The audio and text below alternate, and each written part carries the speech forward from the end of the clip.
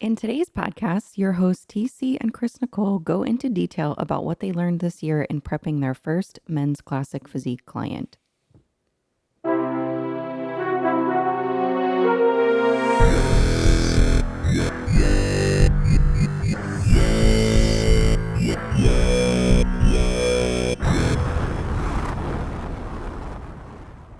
And we are back. This episode is brought to you by request. I've had a lot of people asking me, does TC like bodybuilding? So I think that's going to be a big topic of conversation. And maybe that's the first question we should start with. TC, who identifies as a powerlifter every time he introduces himself to someone. I'm a powerlifter. How do you feel about bodybuilding? Yeah, I enjoyed it. I think we definitely know I'm a glutton for punishment. Yes. So, and that is what a bodybuilding prep is, right? It's not Yeah.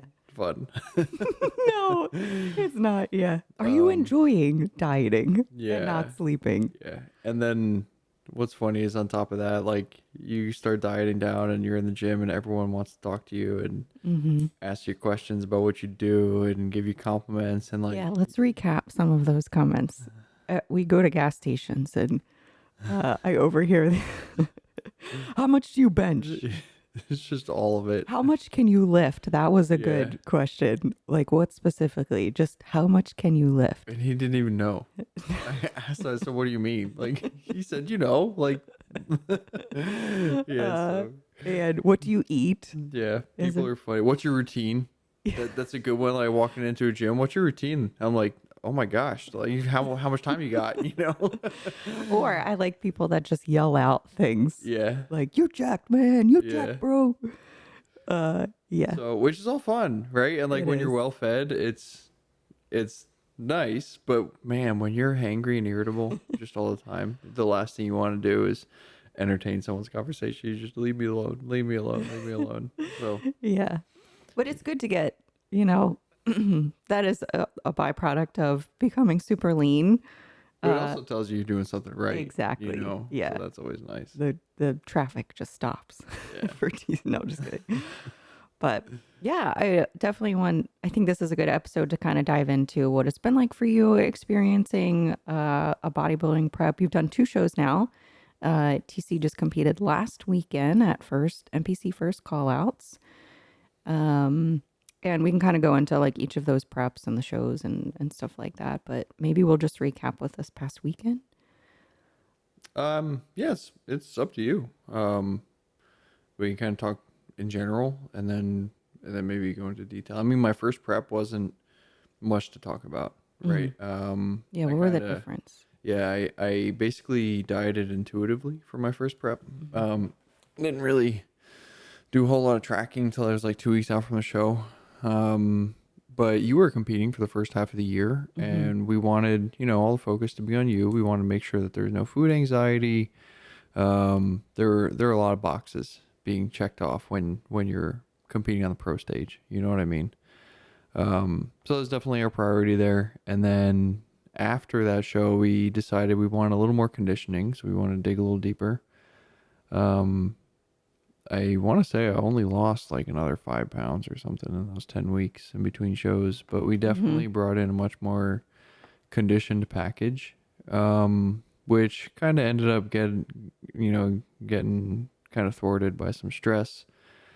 So we looked a little softer on stage than we would have liked. But I also think I was just in my head. My positioning was off this weekend. Sure. And the harder I tried, the weirder I looked on stage. I feel like, I looked at some of the pictures. I'm like, dude, like, Which I is don't even true know of what I'm posing. doing, Yeah. That does, that's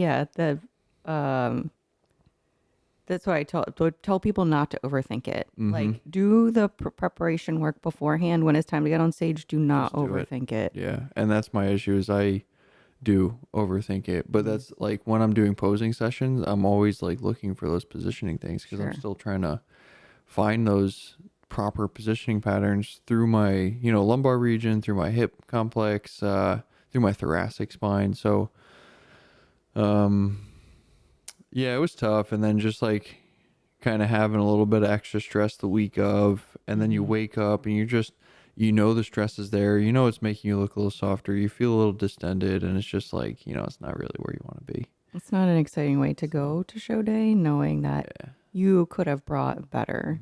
So having said that, we went out to lunch. My dad and my older brother came out to watch, which was great. We went out to lunch. I had a burger at Five Guys. Came into finals in a much better mentality. Went out, did my posing routine, felt great. We took 5th place, and you know what? Like, that's great for all the obstacles that we faced in this prep and the peak, and the fact that I'm a natural lifter on an untested stage in Florida, which is a pretty competitive scene. Correct. And we got top 5, right? So I look, Chris, what I tell you after the show? Well, I just got the worst placement I'll ever get. Oh my gosh. Yeah. So I'm pretty hard on myself. Yes. But I think it depends on your athlete, right? On what mentality you want to push on them, because the mentality that I have is not for everyone. Correct. Someone can get very easily defeated by the mentality that I have adopted as an athlete, because it's never enough. No matter what I do, it's never good enough. And because I'm a generally pretty happy individual, I think I can sustain that mentality. Whereas if you don't necessarily have some of the same characteristics as me, like you're gonna want to look for the wins where you can, instead of just constantly being, constantly looking for more and what's next. So, Which you did list a lot of wins. yeah. But I think that was interesting for me to see at like every competition or everything I've ever gone to with you, you've always won. Like the first bodybuilding show you came in second, so it's pretty close to It's first. an overall winner. It was the first one, and but this is the first time where you weren't like the very top. At the top, yeah. And it was interesting to see, and obviously, like we'll probably get into a little bit more. Like peak week was not great. Lots of outside stressors. The body definitely took a hit. We tried to rally, but it was like it was a battle. Yeah. For sure. Yeah. So going into the show on Saturday, we both kind of knew, I think we woke up that morning, that it was not going to be the best that we did the best that we could with what we had, but we knew there was more for you. And yeah, that was interesting for me to see you, because I actually see some of that mentality, like I know I'm capable of more, and the disappointment in knowing that you're capable of more, but it didn't happen that day. I see that in some of my athletes as well. And for a coach, that's a really, like, I know it too, but I also don't want people to get stuck in the like constant thought of like, I missed the mark. Yes. Yeah. Yeah. And I think you did a good job of like feeling those feelings, but then also taking time to shift into, okay, these are the objective things. Like, this is what happened. This is where I'm at. And I'm going to move forward with what I've learned to be better next time. Which can be really difficult in bodybuilding, right? Oh, You man. come Yeah. and you get a placement based on who shows up, and obviously based on what you look like that day. Yeah, sure. Of course. Yeah. So getting upset about your placement, I think, is just a recipe for success. I mean, for disappointment. Dude, do not quote that first thing I said. Yeah, it's just a recipe for disappointment. Whereas if you go into the show understanding, like, I'm going for feedback, I'm going to beat my last package, and I'm going for feedback, and I'm going to do the best that I can do. Generally speaking, you're gonna have a good time. Like the morning show, man, I was in my head and I was not happy. But it was because I knew that I was not performing at my peak potential. And then the evening show, I had a great time. You said to me in the car too, before we went back to finals, this is what I'm going to do, and I'm going to do it better. So it wasn't like, oh, this day, like, screw it. You maximize the opportunity of like, what can I do better at finals? Yeah. And I also think the thought process of like, you're going for feedback is very positive. We had another athlete as well. I was losing my mind this weekend coaching. But she was competing in Kentucky. Janelle was competing in Kentucky. And she expressed similar, we talked about what we wanted to see going into that show. And it was the same thing. We're going there for feedback. We need to know this, this, and this. We need to talk to this person. These are our action steps, and that's what we're focusing on. Whatever else happens is icing on the cake, but there's a strategy in preparing an athlete mentality going into a show, like we talked about in the last episode. I felt like you exhibited that very well, and so did she, so that you guys made my job a lot easier. Thanks. But Yeah, there's always going to be that, minute disappointment of, man, absolutely, I kind of want a top 3, that kind of stinks. Yeah, I felt that way this year too as an athlete. But if you can walk away knowing that, like, you left it all out there that day, right? That's the best you can ask for. Yeah. And like you said, that's what we did. After lunch, I went to the gym. I went to the gym for like an hour and a half, 2 hours, and I got just a little bit of pump so I could feel a little better moving. I did some mobility work, and I did a ton of posing, and I came back and just felt so much better. Yeah. Felt like I nailed my routine. Yeah. I feel like after my routine, I was the last one in my class to do my routine, so I went right to the diagonal before they started calling placements. So while they were bringing everyone else out, I saw the judges looking at me, and at that point in the show, they've already made the placement calls, right? I am the place that I'm gonna be, and babe, I have ADD. I'm gonna fidget. I need to give you It's something okay. else. I'm gonna fidget. They can't hear it. I promise. Yeah. So I saw them looking at me. So that tells me that I know that we did exactly what we wanted to do from the morning show to the night show. Right. We brought a better physique. We brought a more confident package, and we presented it much, much better. And it made them second guess the placings, which is all I was looking for. We weren't going in there looking to win the overall. Like, yeah, obviously, yeah, that'd be cool. But again, this is my second show. It's just, that's not going to happen. And maybe the placings were appropriate, but you brought something that was eye-catching to the night show. And that's the point. Like, when you get on a bodybuilding stage, judges looking at you is a really good, that's a good sign. And their job is to look for flaws. So if they have to look a little bit longer to find some things, that's a good sign. So yeah, I think that, and especially at night, I feel like a lot of judges don't watch the routines at the end. They're done for the day. They're just kind of hanging out. So if they're looking at you, that's a pretty good sign. So yeah, we did a good job.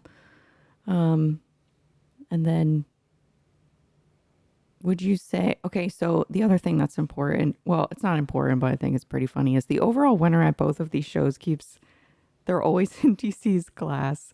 So he's in a very, what did you say, common height class? Yeah, it's a competitive, I'm just an average size. Yeah. So. And every show I'm like, but that guy was in your class. Yeah. But that's good. He came away with 2 trophies. I think we talked about maybe it was Masters, I guess. Masters Classic and then the Open, yeah. And but that's good competition. Yeah, he looked really good. Yeah. It's just the waist. It's the waistline. I need to keep I have never trained my transverse abdominis in the past. And as a powerlifter, you push out into your belt. Yeah. And that always worked for me. Now I know that activating my transverse abdominis muscles and building them and increasing and improving my neuromuscular control over them will improve my power lifts, because it brings more attention to your core musculature. And the better you're able to specifically control all of those different muscles in there, including like front to back, right? This is not just your rectus, your 6-pack. This is your rectus, your obliques, your transverse, but then into your back, it's your lats, your QLs, your erectors, it's all your infraspinatus. It's like all of these muscles have to be working together. And if you have any little regions that are, quiet, the activation is a little quieter, your bracing is not going to be as good. Whereas when you're on the bodybuilding stage and you're trying to present your body as well as possible, you literally have to activate your entire body. And Like, do you have to get your erectors activated in your front pose? Like, nah, you can get into a lat spread and a front pose without activating them, but man, you're going to look so much better if you can stretch that midsection out by activating those erectors. And pulling your transverse in at the same time. So it's like a lot of these positional cues that I've been working on to kind of balance out my aesthetic look is very distinctly transferring over to my bracing patterning for my lifts. And I'm definitely getting better activation for certain lifts. I'm feeling more solid. I'm feeling more straight and square. So again, going back to like when we first started this bodybuilding journey, what I said was my goal is to finish my injury rehab, right? So that I can get back to powerlifting and do some crazy stuff. So that's all moving in the right direction. But I have a new goal of making my waist smaller, and my hips are as wide as they are. Yes, And German oh my gosh, birthing man, hips. I'm looking at these, like, I'm looking at the top five, this picture, and I'm just, how are these guys' hips this small? It's so crazy to me. Yeah, if we have kids, you can birth the child. But you know, the one saving grace I have is you look at Arnold. He's got wide hips. You know, he's German too. He's got wide hips. So I just need more abdominal control and a bigger upper body. So Which I will say that that's a typical thing is people are like, oh, powerlifters have a big blocky waist. Now, I understand in training your, and maybe that's something you talk to the listeners about. It's like training, is there not waist trainers, but like, is there specific styles of training your midsection for powerlifting versus bodybuilding? And you touched on some of that, but that was one of the things that we knew we had to work on to get the proportions for men's classic, right? If you look at their waist, yeah, they're so the tiny. right look for it. Yeah, you know, in the past I would have said yes. There's a difference. And you know, I guess right now, yes, there still is a difference because there's more of an emphasis on complete rigidity when you're powerlifting for 1 rep max, or even for a 3 rep max. Whereas in bodybuilding, so let's see here. How do I want to describe this? Well, with what I'll explain with what I know. Like Go with ahead. powerlifting, you need to create that, like you said, rigidity in your midsection because that is part of your foundation of being able to move max amount of weight. It does make a huge difference. I've used a belt. I've done the Intra-abdominal pressure. yes, thank you. And pushing out, and it does make a huge difference. So how you can control your core when you're moving max weight, that makes complete sense to me. So I think a good analogy or metaphor or simile, analogy, I don't know, whatever. I'm not an English major. Would be to liken it to your hip complex, right? Your hips can go forward. You can do forward lunges. You can do squats straight up and down. You can go forward and back. You can go side to side, right? So your abdominals, they can brace and activate in different ways as well because you have 3 different abdominal muscles: transverse, rectus, obliques. So you have different activation patterns for those muscles, but for certain lifts, I think that powerlifters often miss out on the transverse abdominis activation because they throw the belt on and then they squeeze their abs like they're showing off their 6-pack, Okay. and then or even they skip that step and they, get a big belly breath, so they loosen all their abdominal muscles so that it can get as big as possible, and then they brace on top of that. Okay. So that is how I used to brace. And it was great. It works perfectly fine if you're wearing a Obviously. belt. Yep. Yeah, that's fine. Now, is it optimal? Probably not. Now, the reason I say that is because now that I've been bodybuilding, your constant focal point is on a narrow, tiny waist. So what you're constantly trying to do is pull your waist in and tight and tall. So tall and tight is a cue that I use all the time for people, because just like I said earlier, you can activate your abdominals in different ways, and you can just squeeze them like you're showing off a six pack, or you can try to make, increase the distance between your ribs and your pelvis while also making them tight, Mm-hmm. So, and I think that is one of the first bracing sequence that a lot of people are missing out on when they're doing power lifts or compound lifts. So your transverse abdominis is your belt, right? And if you don't wear a belt, your transverse abdominis is what goes all along the inside of your rectus and oblique muscles, and it completely encases your abdomen, right? So if you're wearing a belt and you're always doing all of your working sets with a belt, Mm-hmm. then your transverse abdominis are eventually going to turn off, and you're going to turn into a fat powerlifter, right? Whereas if you're not always using a belt and you're activating your transverse abdominis, and then belly breathing in behind that abdominal wall that you've just tightened, and then bracing your rectus and obliques on top of that, you're going to have such a strong, solid abdominal brace that you're not even going to need a belt. Now, obviously, when you're first starting out doing this, your abs aren't going to be strong enough to be able to sustain that positioning, and stability. So like, isometrics are going to be really good to build this. Slow eccentrics are going to be really good to build this, like pause reps, tempo reps, stuff like that. But learning how to properly position yourself in this bracing pattern is, first of all, it's not only going to make you stronger in your lifts, it's going to make you safer in your lifts, and it's going to make you taller because you're not hunched down. Your erectors, all of your erectors are activated, and all of your abdominal muscles are working to keep your core tight and tall. And eventually it's going to be subconscious. You don't even have to think about it.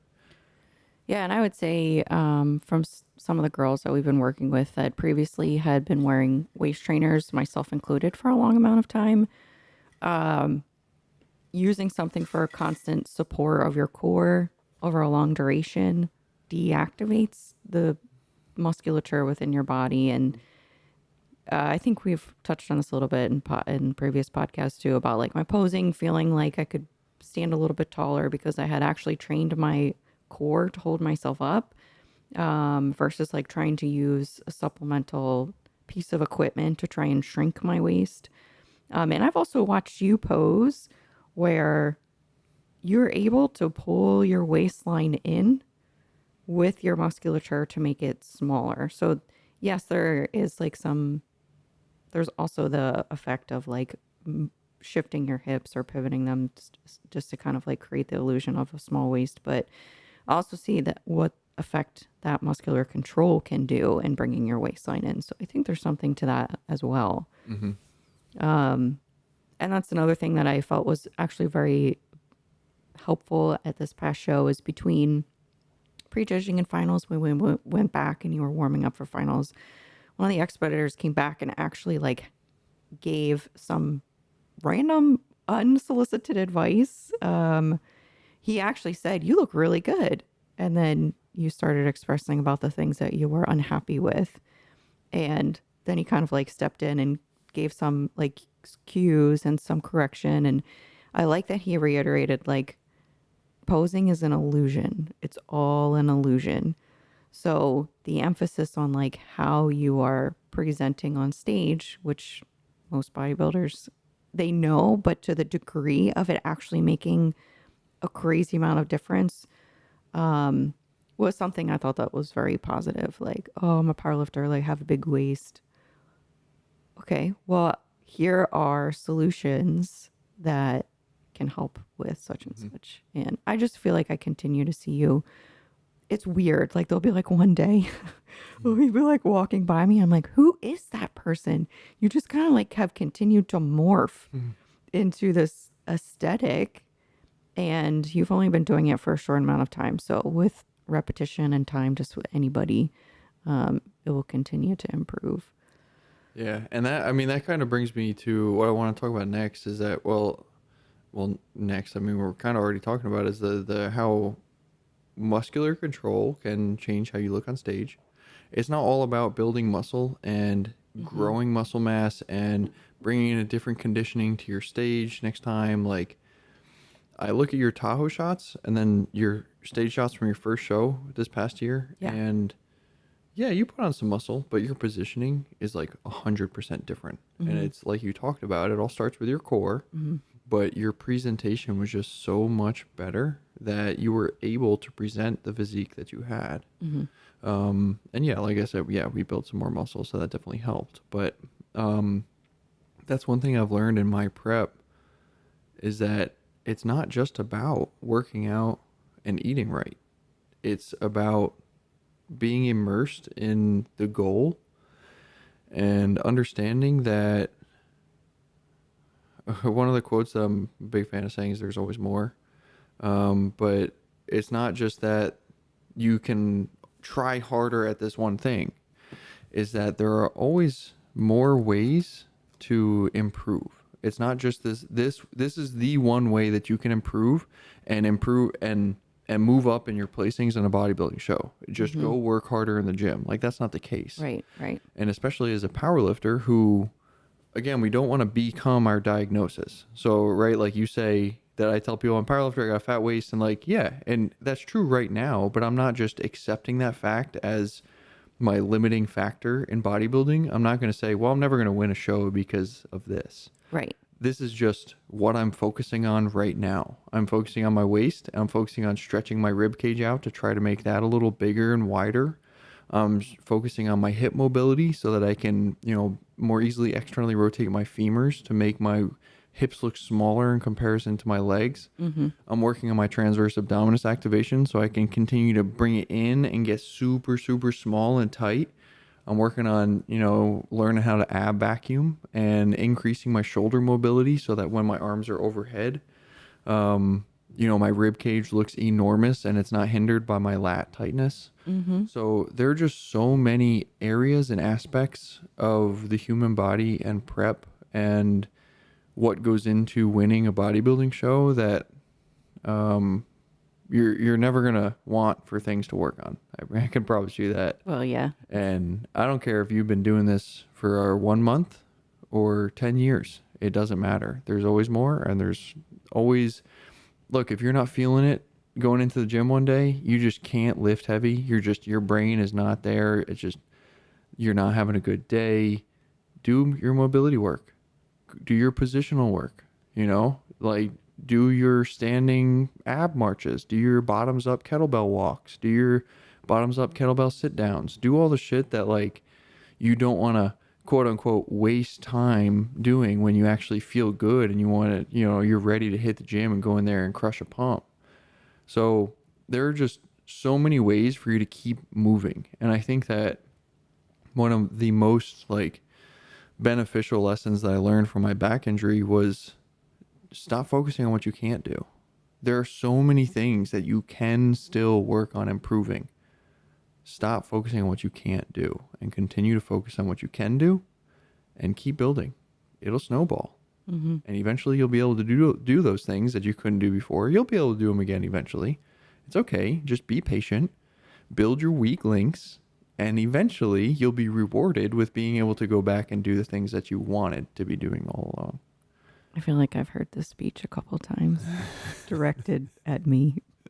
So here, everyone else can have it too. Yeah. No, but it's a good point. Yeah. I mean, I've berated myself so often for that. Like the first couple of years we were together. Well, the first year we were together was great for me. But then the year after the second and third year, I was not the best athlete. Last year I kind of focused on raw and like kind of learned my role in that federation. And this year I kind of decided that I was not going to put myself as an athlete on a back burner anymore. Yes. And we think we got some good results. Yeah. I mean, we built a pretty good physique, and now I think we're contemplating Ben Weider. But since it's the same weekend as Worlds, I think, because stress was our biggest issue this year, we may just forgo that and move right into a building phase, try to hang out right around 200 pounds and look for that 400 kilo deadlift. Yeah, we'll see. Yeah, we'll see. We'll see what happens. What would you say is the biggest, what was the biggest challenge? Because you've prepared for powerlifting, competitions in the past. Now you've prepared for bodybuilding shows. What was the biggest difference or biggest challenge you felt you encountered this year? I'll say the biggest challenging similarity Okay. is metering my effort. Mm. You know me, I'm a pit bull. I'll kill myself before I stop. Yeah. But that's not good for prep. I just closed my eyes because I can't stop them. Yeah, no one can stop me. I'm the No. only one that can stop me. But that's a good point. Yeah, yeah. talk about that. Where you found that you maybe made some like stretches too far, how you're kind of learning to manage it. Yeah, expand on that. Yeah, so at one point in this prep, I made the mistake of going to sauna one day and then getting a massage the next day and then deadlifting almost 4 times body weight than the day after that. Well, he was very much dieting. Yeah, I mean, that was the lowest weight that I had been all prep. Yeah. I woke up the morning I deadlifted, I was like 180 even. I pulled 675. That weekend, like my CNS, like the next day I just woke up, I felt like I got hit by a truck. Mm-hmm. Not necessarily like my body wasn't in pain. My body felt great, which was a very good sign for all my injuries after pulling that much weight and that deep in prep. And after having not deadlifted for a couple months, like that was great. But yeah, my CNS was like, dude, like you can't do that, man. You haven't been doing that. Give us a break.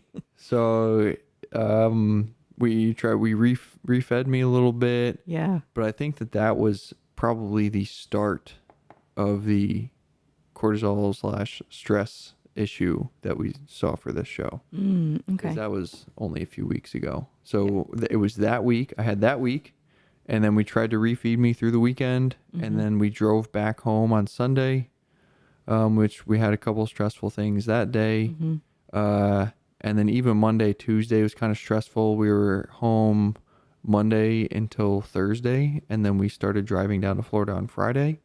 And then it was peak week. So, yeah. That's a good point. There was a series of things that kind of like built up. It was just my body just had no time to come back. Sure. You know, and like, look, if I had that week and then had a stress-free rest of the peak, I probably would have been fine. Sure. Or if I didn't have that week and had everything else happen, I might have been fine. Sure. But these things kind of snowball, and I think that a lot of people don't have enough like grace with themselves in their own life, and they ignore the fact that your body sees all stress the same, which Right. we were just discussing this earlier with some of my allergy issues. And when people go through these stressful periods of their life, they a lot of times, well, yeah, but I'm still in prep and I still have to get to the gym and I still have to do this cardio and I still have to do this and I still have to do that. You still have to recover. You still have to rest, and you still have to get back to a baseline so that your body is not continually in that alarm phase and you're not just continually degrading yourself. So I think that is a very important lesson to learn. And I think it's easiest learned in prep because your energy source is not abundant. You know, you have to be very careful with the energy that you put out. Which is another thing that I learned. I learned a lot about like food choices and meal timing compared to like your energy output, Right. what you have available, and not even going into detail about like your mentality and your irritability and, you know, your hangry levels. And, yeah, so there's a lot that goes into it, but really making sure that you're not just arbitrarily thinking that more activity and more energy expenditure is better. Don't fall into that trap. You know, it's just like anything else. There is a specific efficacious dose, and you need to find that. And that's it. That's all you need to do. You don't need to do any more.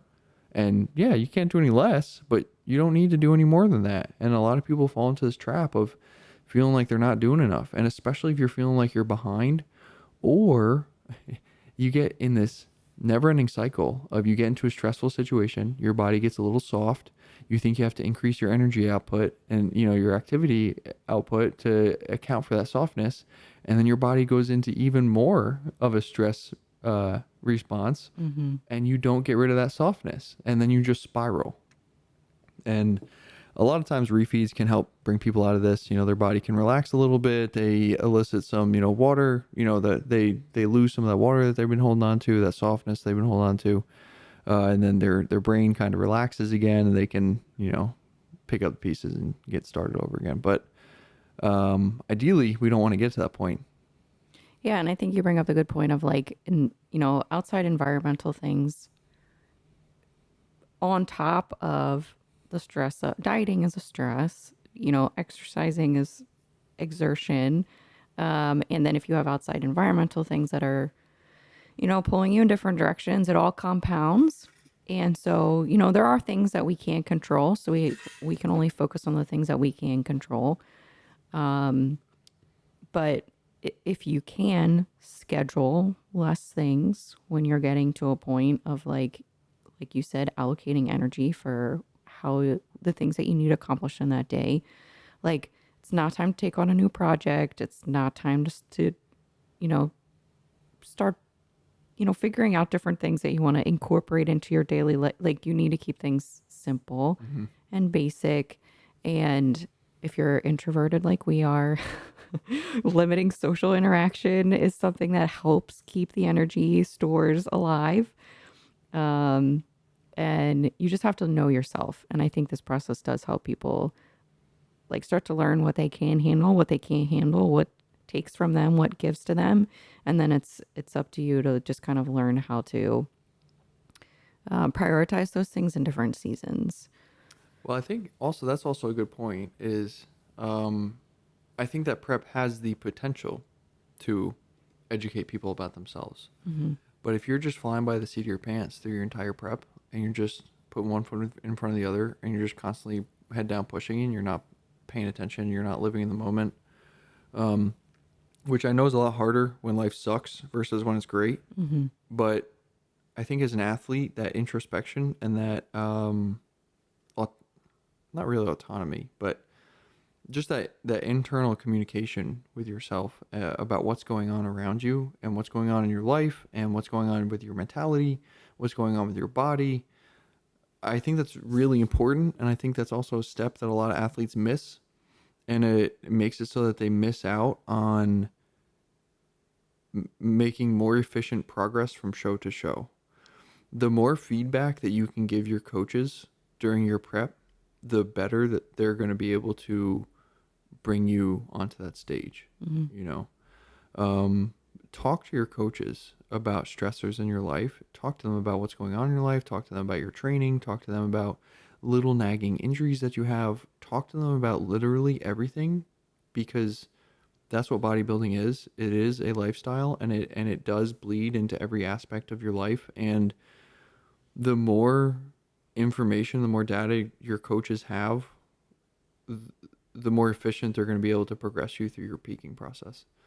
And the more efficient they're going to be able to tell you, you have to remove this. You need more of this. You need to prioritize this. You need to stop doing this, and when you have like two heads are better than one, right? So you're depleted, right? And no one's brain works as well as it does when you have abundant food. So that's another thing that prep taught me, was how to ask for help. I didn't do a good job at learning that lesson, but it tried really hard to teach me. But I think that's anyone, like you don't have the capacity. And if you're just someone who doesn't ask for help in general anyway, Yes. It's going to be hard to try to think about how to do that. But because you're a people pleaser and it makes you happy to know that you're actively helping me with something, and you're not just being an emotional support person, I had to try to look for things to ask for you to do for me. And in the end, it helped, right? It helped both of us. Yeah. But I think that learning how to lean on your support circle, first of all, improve your quality of your prep. But the other thing it's going to do is I think it's going to really bring your attention to the fact that you need to be gracious with the people in your circle when you're going through prep. Yeah. You have to practice gratitude with them, say thank you and be appreciative, and understand that they put up with a lot, even if you are not actively knowing and understanding that you're being a dick. There are points where you are. Okay, I don't know who needs to hear that, but if you've gone through a prep at one point or another, you were a dick to someone. Yeah. Well, I And think there's a perception mm-hmm, because that's one thing that's been new for me. This is the first time I've been the support system to the person competing. I've always been the athlete, I've always been the coach. Those have been different roles for me. Now I've been the person living with the athlete 24/7, and juggling the role of being the coach as well too, which that's a whole other thing. But it was actually very eye-opening for me to see it from the other side, because I do think when you get into those like really depleted states and you're like home stretch territory, there is a zone that the athlete is in and they are just surviving. Like they are getting through the day, they're checking their boxes, they are doing the best that they absolutely can. And there's going to be moments in between some of those tasks where they're just more sensitive to interruptions because changes. right, because they have their plan in their brain, they're allocating energy, they're trying their best to complete the goal that they've set out to do. So it's good for me to kind of see it on the other side because I know that I have been that way, but I've never understood what it's like to be that extra help person. So yeah, it was good for me to kind of like, okay, like if you're irritated because you're hungry, like that's not my fault and I don't need to be upset about it. I just need to either get out of the way or go help you do like complete something. And and then as far as like it gave me a new perspective for when I am dieting again. Now I understand what it feels like sometimes when you just want to help that person so bad, but they either don't know how to ask for help because I've been that person too. Like, I don't know what I need. I'm just here. I'm existing right now.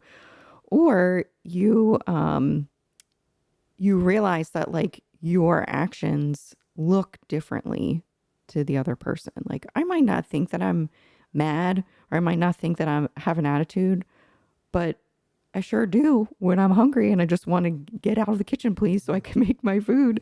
So I think it's just like, yes, as an athlete, you learn to be more introspective, like you said, with how your communication style is with your loved ones. And also, I think it's okay to apologize. Like Yes. that's something that I think that I should have done more earlier this year. It's like it less of the like you don't understand what I'm going through, and more of the I'm sorry that I was I had Yeah. I had an attitude. I'm just really hungry, and this is kind of like Yeah. I'm blah, not blah, upset with you. I'm sorry that I was short with you. Yeah. Like we've done that a lot for each other. Yeah. And we do it more. And I think it brings your attention to when you're being irritable. Right. And it also, I think it helps with relationships because you're not moving past that point, feeling resentful of that person because like, in your perspective, that whatever just happened irritated you. Right. But if you slow down and think about it, you're like, okay, I'm just irritable. Right. That wasn't actually an irritating situation. I'm just irritable. And that person didn't do anything wrong. Mm-hmm. So now you go back and you apologize to that person for being short. Whereas instead, otherwise, if you just think that that person irritated you and you go through the rest of your day being upset with that person, that it just compounds and it snowballs. It doesn't help anybody. Yeah. Mm-hmm. Yeah. You have to express to your support team that you understand that they are supporting you actively, even if they're not necessarily directly doing something for you. Mm-hmm. And I think that's definitely something that everyone can definitely learn from. I think the other thing, just like you were talking about how going through both sides helps give you newfound perspective, being on this side, you learn that, just like you said, sometimes when you really want to help someone, that's all you want to do, but you can't. Right. And sitting there asking questions about what can help them is the most irritating thing you can do. Pew, pew, pew, It's, pew. it's please just leave me alone. I'm fine. Please just leave me alone. Yeah. And like you feel so bad because you know that they're just trying to help. They Yeah. just want to help you. They love you and they see that you're struggling and suffering Yeah. and they hate it for you and they want to improve your life. But holy crap, just leave me alone. Yeah. It's just like I just need some space. I just Yeah. need some time. Because your body is already on high alert. Mm-hmm. You know, your body's like, hey, we're starving to death. I'm not sure if you're aware, but You keep working so out while I'm telling you. yeah, like we don't have the energy for that. Yeah. Like, we're at an 8 out of 10, and Yeah. then literally anything that happens, even if it's only a 1 point stress tick, Yes. it's still now you're at a 9 out of 10. You feel like Yes. you're about to be overwhelmed. Yeah. So going through both sides, I think really helps someone understand, yes, what it feels like, but also how to help and support someone when you're in that situation. And just like you said, sometimes you just got to turn and walk away. Yeah. Babe, Yeah. let me know if you need anything. I'm going to be over here doing this. And if you let them know, like, hey, I'm not just standing here waiting for you to say something, there's no expectations. You can continue plodding along your path. You're fine. You're doing a great job. Their stress level is going to start to come down. And ideally, they apologize to you for being short, and life goes on. Yeah. So And it's hard to see someone uncomfortable. Yeah, So like exactly. for the loved ones that they're watching someone like diet, especially if it's your first show and you're just struggling to get through it yourself, there's a little bit of a barrier in how to explain it to someone who's not going through it or doesn't understand it. And that's why I kind of try and tell people that are starting to compete, like be gracious with yourself, communicate with your coaches, and that will help you learn to communicate with your loved ones as well too. So like we're here to help you, to help them, and then everybody can kind of get the most out of the experience. But yeah, like this was the first time, like I've coached athletes and I know they're in the weeds of like it sucks territory and it hurts my heart, but I don't have to, no offense guys, but I don't have to look at you every hour. I just think about, if I need to send them something encouraging to help keep them going along. But With their increased cardio. I do cardio for you guys. I said notes. I said, yeah, like my empathetic side goes a little bit crazy. But when I'm living with somebody and I'm watching them low energy or just having a bad day because things aren't going smoothly, like, man, learning to just know that it's okay for me to not save that person, to save you. It's not your fault. Yeah. That was a big learning curve for me too. Like, okay, he is uncomfortable. I just need to make sure that I don't make him more uncomfortable. And that's my goal. That's my one job. But yeah, I think that it was interesting to stagger our competition seasons this year to learn, one person can be more of the rock in the support system while the other person's chasing a goal. And yeah, I think that it did a lot for our relationship, I would say. Learned a lot about the other person. Yeah. Okay. So what else? Are there other things that you feel like you learned with this bodybuilding prep?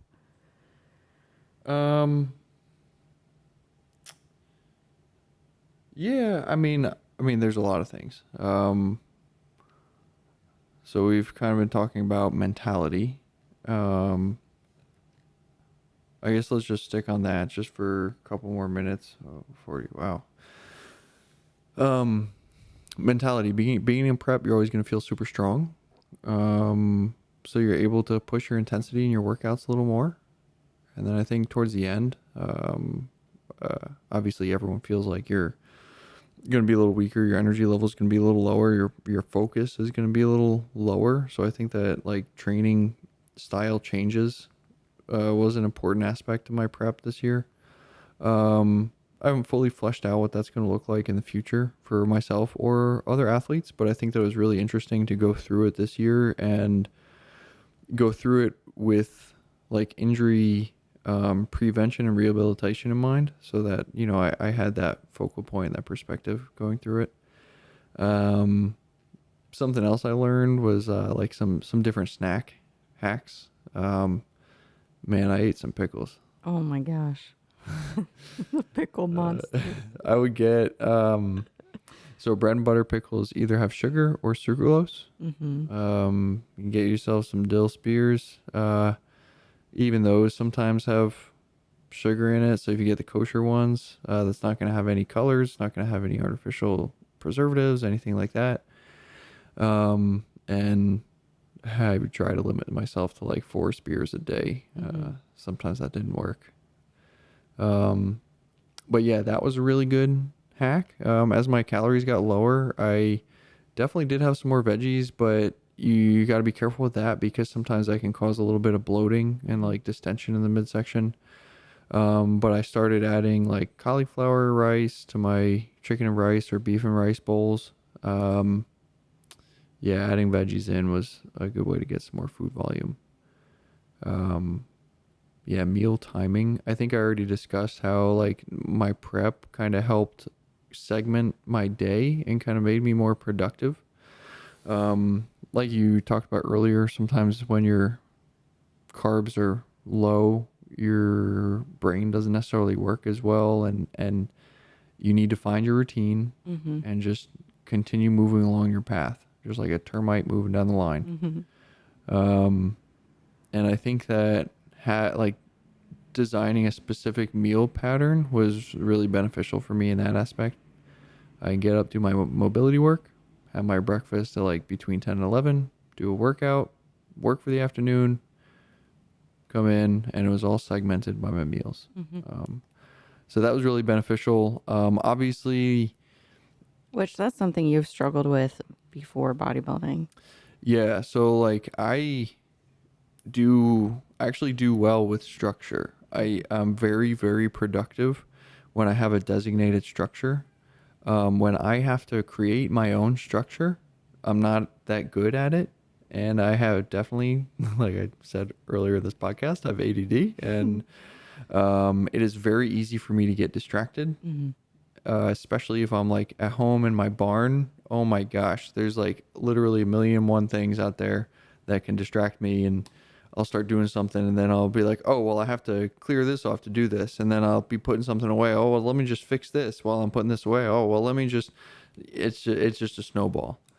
So yeah, having these meal times designated, helped to, even if I got distracted, I snapped out of it. I went and got my food, and then I came back and I said, okay, now I'm going to sit back down. I'm going to do a little more work. And then when my mind started drifting away from that work topic, I would, pick something else, whether it was like moving from programming to my reading my NASM certification to mowing the lawn to, doing some mobility work in the barn. Like that's what my afternoon could potentially look like. And it just worked very well for me. I'm very productive and I'm able to just keep moving and not get frustrated by my ADD brain. So Yeah, that's a good point. And I like that you were able to just adopt, like where there is some flexibility if you're not able to focus. It's not like this is my hour to do this. yeah, just move on. Yeah, but there are timestamps throughout your day when work is being interrupted by a different activity and it's a short duration, and then you can reset to go back to do something. Yeah. So, yeah, that makes a lot of sense. Yeah, I think and that goes along with being the intentional athlete that is thinking about these things and is thinking about how you can structure your day and what you as an athlete need in order to be successful. Like you're going to be going through prep, and the beginning of your prep, you can handle everything. You're Superman, because like your macros are on point, your meal timing's on point, your calories are still pretty high, and you're feeling great. And 2 months later, you're not. Yeah. So you really in those beginning stages, you really need to hammer out the details of your schedule and what it's going to look like. And look, we know that life happens and things are going to change, and you're going to have to be flexible, but that's why you can, work in a little bit of cushion room for that flexibility, right? And everyone's life is going to look different. Everyone's schedule is going to look different. But it's really important, if this is important to you and you want to be successful, the first thing that you have to do is figure out how it's going to work in your life. You can't just arbitrarily say, well, I want to do this and hopefully it'll work out. That's not it. You're not going to do well. You're never going to be happy with the package that you bring to stage. Whereas if you dedicate yourself to creating a routine and making this a sustainable lifestyle, when you go up on that stage, you could get 7 out of 7, and you're still going to feel good about the fact that you gave it your all. You did everything that you could to bring yourself to this point and put your best package on stage. Yeah, and I think for people that work full-time jobs, like that's not a schedule that you can necessarily move around, but good things to start with are your morning routine and your evening routine. Just like the time that you get up, what responsibilities you have in the morning, if there's, you know, something you could do for yourself, whether that's cardio, whether that's reading, what like just something that is like one little drop in the bucket towards your goals. Go do your, you know, your career. And then in the, you know, after, you know, if you're working out after work, that's another drop in the bucket. It's another thing towards that goal. And then you're eating and water throughout the day. Like, like you said, finding ways to make it marry into your already set schedule. And if there are things that are just making it too jam-packed and you can let go of that for, you know, a dieting season that's requiring a little bit more cardio, like just if you can forego it for a couple months so that you can make sure that you have that extra cardio time, it's not bleeding into your rest and your sleep. I think that's important too. It's about priority. Like your prep is a priority. Also your family is a priority. Your career and your income is a priority. And I feel like the more that those three things can kind of be cohesive, all the extra stuff sometimes may just need to take a back seat for a little bit. Unless you're in school, don't be a good student. But that's like a career. I would put that with career. So it's like your day is a puzzle, right? And you have these certain immovable pieces. Those are your border pieces. And those are the pieces that you put together first. Like, right? When you do a puzzle, you pull out all those pieces with a straight edge on it and you put those in place where you can.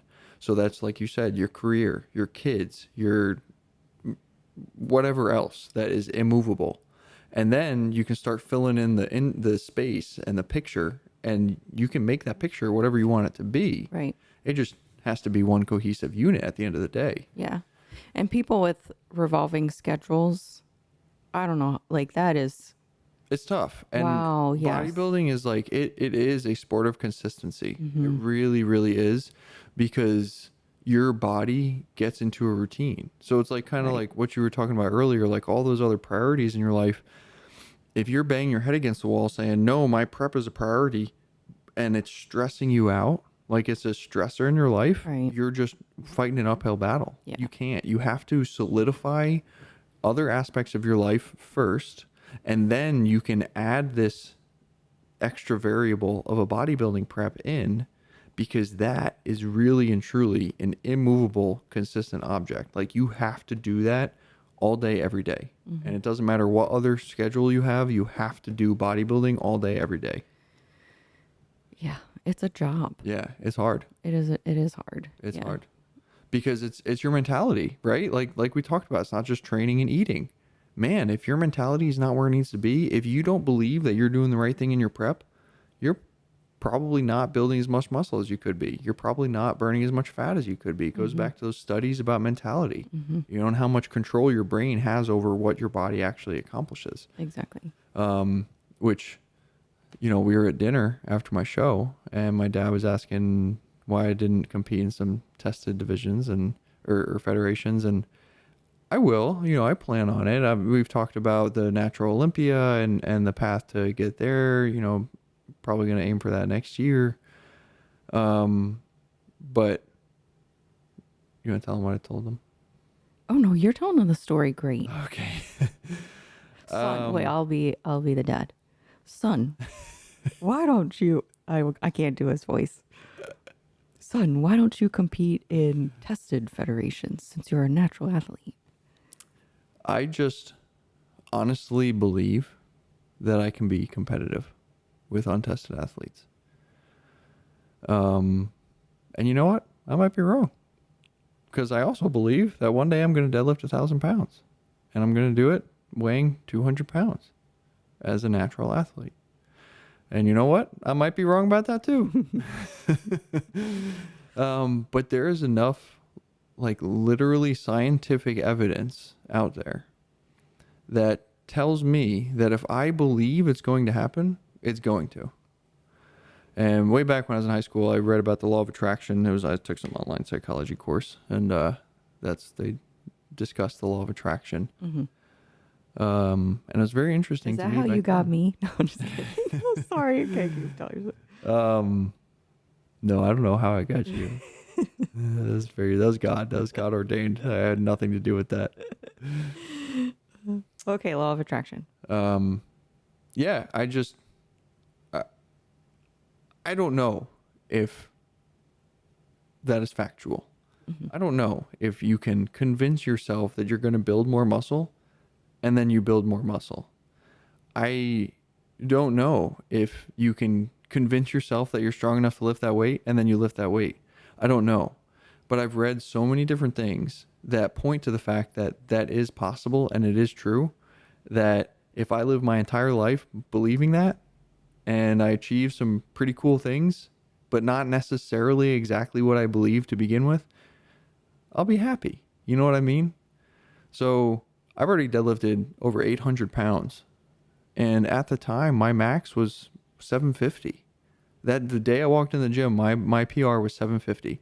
I pulled 675. It flew so fast, I knew that 800 was there. So I loaded up and I pulled it and I locked it out. It's amazing what the body can do. And since then, I've competed in one powerlifting competition. Well, I guess technically two, but really just one full power. I didn't pull anywhere near 800. It was like 715 or something. But my confidence in myself, my strength, and my bracing pattern, it just wasn't there. I didn't believe that I was strong enough for those numbers. Interesting. And since then, through this bodybuilding prep, that's pretty much all I do. I'm at the gym like 5-6 hours a day, and I'm just like doing mobility stuff. I'm trying to figure out my body because I know that I'm capable. And I know that we're not done.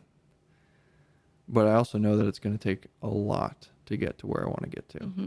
So, And I think that's a good thing to accept. mm-hmm. Like, I think some people are, I'm going to make my way to the top, but the expectation is they're going to get to the top in an unreasonable time frame. Yeah, which is not the law of attraction. You can't just say, I'm going to do this, and it just happens for you. That's not what I'm saying at all.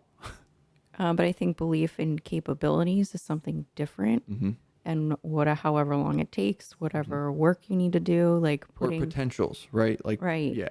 And that's what I think is the brain is definitely a gatekeeper, is the gatekeeper of potential Yeah. and capabilities. It can be your limiting factor, or it can lead you to greatness. Right. And it's up to you. And if having a positive outlook doesn't produce, it's not a direct correlation like to success, it's at least not a hindrance. At least you're happy all the time. Yeah, that's the other thing. Yeah. Like, I posted that thing the other day about gratitude being, the brain's lubricant or something. And I think I heard you. Who are you though? Why do I have to listen to you? Blah, blah, blah. I don't like people telling me what to do. Yeah. But I mean, if you think about it, just logically, they know that chronic stress degrades your brainstem. Mm-hmm. And happiness increases serotonin, endorphin levels, and decreases inflammation and blah blah blah. Like, there are good and bad things associated with good and bad emotions enough to where we can agree that if you practice gratitude on a daily basis, you're just going to keep climbing. And that's what I mean. Like, I'm constantly in awe of what God has chosen to bless me with, and I see it as my responsibility to Him to continue to push and to show people what's possible. And I don't know. I know that I'm crazy. I know that I'm weird. I know that I have some different thoughts about some things, but I don't know. I just have been incredibly grateful for the journey that I've been on. And when I am happy and grateful and I have a good athletic head on my shoulders, I make progress.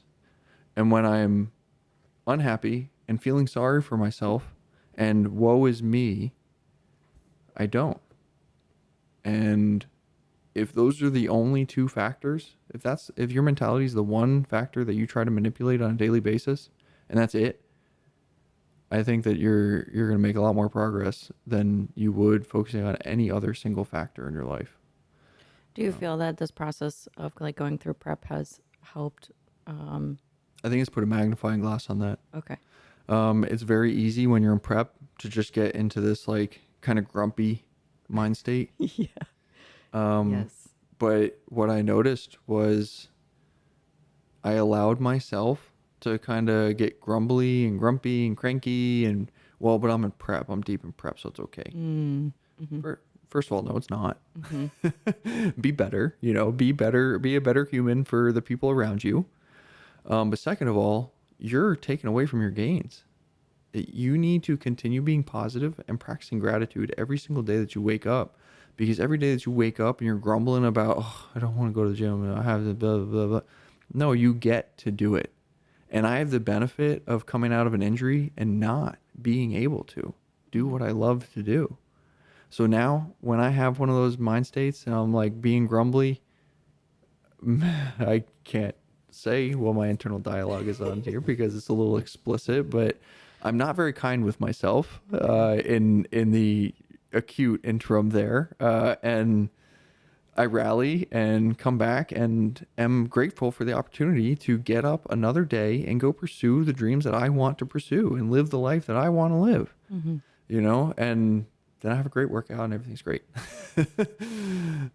Just don't limit yourself, that I think that's one of the things that this prep has definitely taught me is, you are your own limitation, and it's very easy to, there's that saying that, like dedication and consistency will bitch slap motivation any day of the week. And it's true. Like you're not always going to be motivated. You have to be consistent, but you're not always going to be motivated. Well, that's very true. I remember that. Yeah. But that kind of, like I said, I put a magnifying glass on that for this prep. But it also kind of exemplified the other aspects of lifting and being an athlete that you have to be consistent with. It's not just going to the gym. Anyone can go to the gym every day of the week. That's the fun part of being an athlete. If we're being real, like that's the part that everyone wants to do. So the not so fun part is, yes, your diet, but then also how you interact with your circle and how you interact with yourself internally on a daily basis. Would you say there's things you learned that you would take to your clients, like stuff that you experience? And I'm guessing that some of this is what you would, but like, how would this experience translate into like learning, some learning points that you would adopt into your coaching practices? I think that going through any process is going to help you be more flexible to different client needs. I grew up with a, tough shit, figure it out, get it done mentality, for better or worse, because hey, in any situation, I can figure it out. I'm going to do it. It's true. And I'm over here like, should I have carrot or should I have cauliflower? Help me, TC. But yeah, so that mentality kind of bred, well, either you want it or you don't. Either you'll figure out a way to do it or you won't. And this is what you have to do. And now going through this specific, because I've gone through preps before, right? Like you've seen me cut down for powerlifting meets and stuff, but like it's just a different focal point, a different consistency level as well, I think. Not that I wasn't consistent with powerlifting, but it was just like you could fudge the numbers. You could be a little more flexible with your training because of the different focal points. Right. Yeah. No, it makes sense. So, but yeah, going through this bodybuilding prep, it gives you the opportunity to say, this worked for me and this put me in a good mind state for the rest of the day. This put me in a good place to have a good workout. This was beneficial for this way. This was not beneficial. This is not something that people need to be doing. This was a waste of time. Okay. This was not good. You know what I mean? So Sure. like, it definitely pointed out some like, supplements that came in handy. Some opportunities for over supplementation that should be avoided. There were some like meal, like timing things that we found, but also just like meal, like nutrient selection Right. choices that we decided upon too. And then like flexibility with training versus cardio versus mobility work. I think that there's an opportunity for different athletes who need different things. Sure. Especially a great example is PJ, our massage therapist in Pennsylvania. You were talking to him, and his prep, I mean, he's over 60, and his prep, because he's had back surgeries and, cancer surgeries, he couldn't do more than 20 minutes on a recumbent bike at a time for cardio, right? He said he could do 30 minutes do 30. of recumbent bike every other day. Every other day. But if he tried to do any more, his body was like wrecked. And there were some days like he'd be rolling around on his little stool to get his workouts done. Yeah. To go to the equipment to be able to work. So there are... Because standing and walking was hard for him. Yeah. But you know what? He got it done. He figured out a way. And he's incredible. Yeah. So that's what I mean. Like there's like a lot of opportunity for us to continue learning different prep hacks. And yeah, we learned some things, and I'm excited to, because basically what it showed us is just, I feel like anytime I learn something, it just shows us how much more there is to learn about that topic. So on one hand, it's kind of daunting. One hand, it's kind of exciting. But that's kind of how I saw this prep, is like the first of many. We're not done bodybuilding. We have some plans. That was my next question. Yeah, we have some plans. Actually spoke with Lee Haney last night, and 100% Raw is going to be in the Lee Haney games next year. And he wants to help grow the power building division. So, which is, a bodybuilding show followed by a powerlifting meet. Is that official? Are you allowed to make that announcement? It is official that we will be there. Okay. It's official that he is interested in helping to build the the power building division. There are no details that are solidified yet. Okay. Very good. So I did text one person. I was like, you won't believe who TC's on the phone with now. yeah. But yeah, we're not slowing down. We got a lot of big things coming up, and like I posted that thing about the other day about go-getters are always going to feel behind, and I know. Okay. Yep, I know that you can empathize with that exactly. We have some days where we feel good about our productivity level, and pretty much every other day of our lives is filled with feeling like we're behind and not doing enough for our clients. Constantly. I could do more. I can do better. Yeah. So but I also think that with that mentality, every single day we get a little more efficient. We figure out another way that we can help our clients, or a better way that we can help our clients. And just like with everything else, it's going to snowball. And now we're getting a few different balls in motion here, and I'm kind of excited about these next couple of years, see what's going to happen. Yeah. I think it's good that with, a lot of the talk of powerlifting and bodybuilding being a combined event, it's good that you've lived through both. You understand both sports. You coach both sports. You've become,